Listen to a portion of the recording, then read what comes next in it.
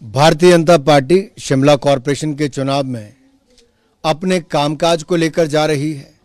तो विगत 5 वर्षों में भारतीय जनता पार्टी की सरकार के समय जो स्मार्ट सिटी का काम हुआ है, आप देखिए शिमला में पिछले 5 वर्षों में बदलाव देखने को मिला। सड़कों का चौड़ीकरण हुआ, सुरंग बनाने का काम भी हुआ, पानी की समस्या से मुक्ति दिलाने के लिए 1800 करोड़ रुपए का प्रावधान उसमें किया गया, 6500 करोड़ रुपए शिमला और धर्मशाला की स्मार्ट सिटी के लिए लाया गया। यही नहीं, यहाँ पर बाकी सुविधाएं स्वास्थ्य से लेकर सड़कों से लेकर पानी से लेकर हर जो मांग यहाँ के लोगों की थी वो पूरा करने का काम भारतीय जनता पार्टी की सरकार ने किया था। उस समय हमारे यहाँ के प्रतिनिधि और मंत्री आदरणीय सुरेश भारद्वाज जी थे जयराम जी की सरकार में। बहुत एक एक हिस्से में, एक एक वार्ड में अभूतपूर्व विकास यहाँ पे करने का काम किया। आज भी हम किसी वार्ड में जाते हैं तो लोग कहते हैं ये तो भाजपा ने करवाया, ये भी भाजपा ने करवाया। शिमला का सौंदर्यकरण भी भारतीय जनता पार्टी के समय हुआ। तो लोग भारतीय जनता पार्टी को वोट देने के लिए दिल से तैयार हैं। और कांग्रेस की गारंटियां 5 महीने में फेल हो गई।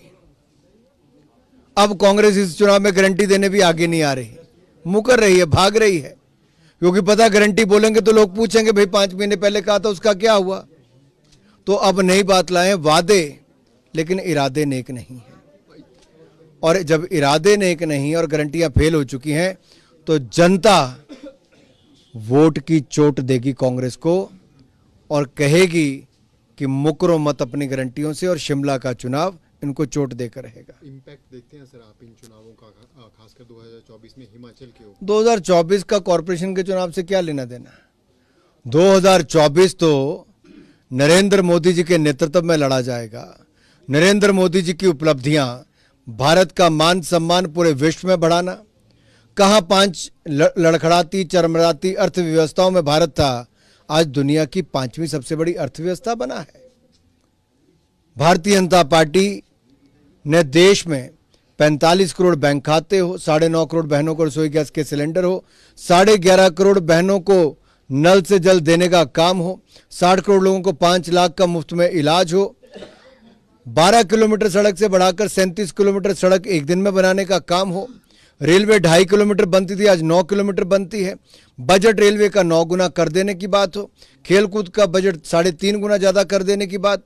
ये सब किसने किया? ये मोदी जी की सरकार ने किया।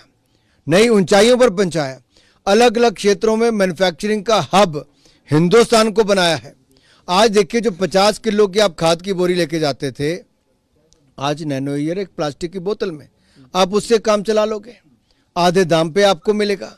किसानों की आय बढ़ाने का काम किया, भारत की अर्थव्यवस्था को आगे बढ़ाने का काम किया। तो हर क्षेत्र में जब मोदी जी की सरकार ने काम किया तो वोट मोदी जी का नेतृत्व, ईमानदारी और उनके काम पे मिलेगा। नॉर्थ बंगाल पुलिस स्टेशन में ममता बनर्जी भारतीय जनता पार्टी को, देखिए पश्चिम बंगाल की परिस्थिति कि जब तृणमूल के कार्यकर्ता हुल्लड़बाजी करते हैं, रामनवमी के समय कुछ उपद्रवी राम भक्तों के ऊपर पथराव आगजनी करते हैं, उस समय तो वहां की पुलिस बिल्कुल चुप बैठी रहती है। लेकिन एक मासूम बच्ची के बलात्कार और हत्या पर जो भारतीय जनता पार्टी के कार्यकर्ता और आम जनता विरोध करने उतरती है या फिर उसके न्याय की मांग करती है, तो गोलियां चलाने का काम होता है। कानून व्यवस्था पूरी तरह से चरमरा गई है पश्चिम बंगाल में। ये हालत है ममता जी की वहाँ पे कि एक महिला मुख्यमंत्री के होते अगर बेटी को न्याय न मिल पाए, महिलाओं को न्याय न मिल पाए, अत्याचार को बढ़ावा मिलेगा, तो ममता जी में ममता की बहुत कमी है। हिमाचल में चुनावों के बीच प्रदेश ले गए, कितना इम्पैक्ट होगा? बहुत सारे राज्यों में बदले गए, हर 3 साल बाद बदले जाते हैं। ये प्रक्रिया है संगठन की, नई नई जिम्मेदारियां मिलती हैं और आगे बढ़ने का अवसर भी मिलता है। सर, पंजाब के 5 बार के मुख्यमंत्री प्रकाश सिंह बादल का निधन हुआ, उस पर आपकी प्रतिक्रिया चाहेंगे? प्रकाश सिंह बादल जी ने बहुत संघर्ष किया और बहुत लंबे समय तक सेवा भी की। उनका जीवन पंजाब के लिए, पंजाबियत के लिए और देश के लिए समर्पित था।